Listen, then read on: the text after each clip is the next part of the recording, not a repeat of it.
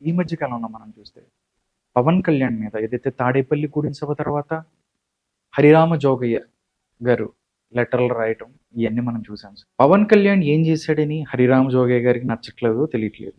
కనీసం వాళ్ళ ఇంట్లో వాళ్ళ అబ్బాయి కూడా ఆయన మాట వినే పరిస్థితి లేదు. వెళ్ళిపోయి డైరెక్ట్గా వెళ్ళిపోయి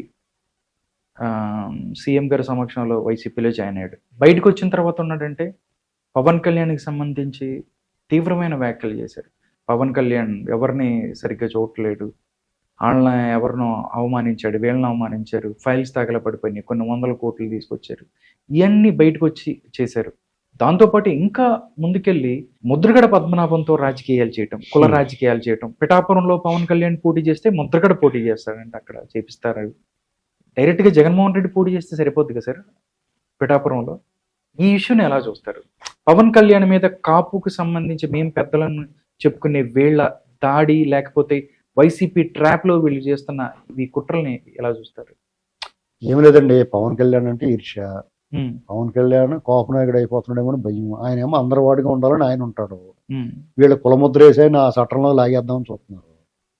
ఇప్పుడు వీళ్ళే కాదు, ఎవడైనా సరే ఏ కుల నాయకుడు అతని వరకు ఏమైనా పని జరుగుతుందేమో కానీ రాష్ట్రం మొత్తాన్ని నాయకుడు అవ్వలేడు, కీలకమైన పదవులు చేపట్టలేడు కుల నాయకులు ఎవరో కూడా. అది గుర్తుపెట్టుకోవాలి.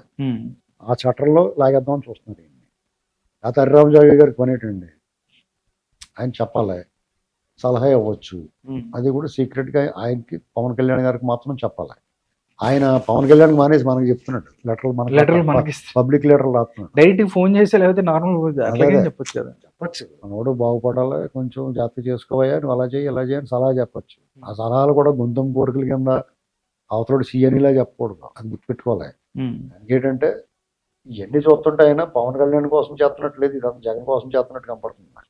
అందుకనే పవన్ కళ్యాణ్ కూడా మీరు సలహాలు గట్ట ఇవ్వకుండా మీరేమంటే పని చూసుకోండి మీరు అని చెప్పాడు అందంగానే. అనుకున్నా మరి అర్థం చెప్పాడు. దాన్ని అర్థం చేసుకున్న వాళ్ళు మూసుకుని కూర్చుంటే బాగుంటుంది. అయినా సరే నేను మారను అంటున్నాడు. నువ్వు ప్రేమించకపోయినా నేను ప్రేమిస్తూనే ఉంటాను, అది వెరైటీ అనమాట. ఇక ముద్రగా పద్మనాభం గారి గురించి ఎంత తక్కువ మాట్లాడుకుంటే అంత మంచిది. ఎందుకంటే వాళ్ళందరికీ హర్ట్ అవుతారు మనం కానీ ఆయన విమర్శిస్తే. ఎవరి కాళ్ళు ఆత్మ పరిశీలన చేసుకోవాలి.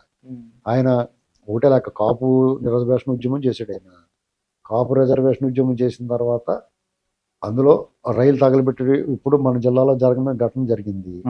ఇది ఆయనకి సంబంధం ఉన్నా లేకపోయినా వైసీపీ పార్టీ వాళ్ళు ఎంటర్ అయిపోయి చేశారనేటువంటి అందరికీ తెలిసిన విషయం. అయినా సరే వాళ్ళని కాపాడితే చంద్రబాబు చేయించాడు అన్నట్టు మాట్లాడతాడు. అంటే నీకు వ్యక్తి మీద ద్వేషం, వ్యక్తి మీద రాజకీయ పార్టీ మీద ద్వేషం, అది స్పష్టంగా తెలిసిపోతుంది. ఆయన 5% రిజర్వేషన్ ఎత్తే కనీసం నీ నోరు రాలేదు, బాగా చేసేవయ్యా బాబు, కనీసం చెప్పడానికి కూడా లేదు కదా. తర్వాత జగన్మోహన్ రెడ్డి వచ్చి అది ఎత్తేస్తే నీ నోటి నుంచి ఒక మాట రాలేదు, తిరిగి నువ్వు ఉద్యమం మానేస్తున్నానని చెప్పి పైగా చంద్రబాబు గారు కూడా లెటర్ రాస్తాం. అంటే జగన్మోహన్ రెడ్డి రిజర్వేషన్ ఎత్తేస్తే చంద్రబాబు లెటర్ రాస్తాం. అంటే ఇది ఎంత దారుణంగా ఉందంటే ఆయన వాళ్ళ వర్గాల్లో ఆయనకి ఒక గౌరవం ఉండేది, అదంతా పోయింది. ఇప్పుడు ఆ ఉనికిని కాపాడుకోవడం కోసం విశ్వ ప్రయత్నం చేతండి. జాయిగా ఏదో రకంగా జనసేనలో దూరేద్దామని చూసాడు. పవన్ కళ్యాణ్ గారికి పూర్తిగా అర్థమైపోయింది బొమ్మ, ఈయన శాస్త్రాలన్నీ జగన్కి ఉపయోగపడేలాగా ఉన్నాయి. హరిరామ జోగయ్య గారు ఇద్దరేనే, వీళ్ళు ఏదో సర్లే పెద్దలు కదా, కుల పెద్దలు కదా, నేను దగ్గర చేర్చుకుంటే వీళ్ళు చిల్లంగి పెట్టిలా ఉన్నారని చెప్పేసి దూరం పెట్టుకున్నాడు. తప్పే ఉంది, ఆయన ఇష్టం. ఆయన రాజకీయ పార్టీని మంచి వచ్చినా చెడ్డ వచ్చినా ఆయనే మొయ్యాలి. మీరేం చేస్తారు, దులుపుని జగన్ వెళ్ళిపోయి నవ్వుతారు, తెల్లవారితే వెనకలు చేరి నవ్వుకుంటాయి అన్నట్టు చేస్తారు మీరు. అంచేత ఆయన చాలా తెలివైనడు, పద్ధతి అయినడు, మంచోడు కాబట్టి దేవుడు ఆయన చల్లగా చూసి మీ భార్యని తెప్పించాడు. మీ అసలు స్వరూపం తెలిసింది. తెల్లారి కట్ చేస్తే హరిరామజోగి గారు అబ్బాయి వైసీపీలో చేరాడు, ముతగడ పద్మనాభం గారు పిఠాపురం, కాకినాడ ఎక్కడో చోట ఎక్కడ చేరిన డిపార్ట్లు పోతాయి. పిఠాపురంలో ఒకవేళ ఆల్రెడీ పోయినాయి కదా ఇది వరకు. పవన్ కళ్యాణ్ గారి మీద నిలబడమనండి, డిపార్ట్లు పోతాయి. ఎందుకంటే అక్కడ మీకు కాపులు చాలా తక్కువ అంచనా వేస్తున్నారు అందరూ. వాళ్ళు ఏమి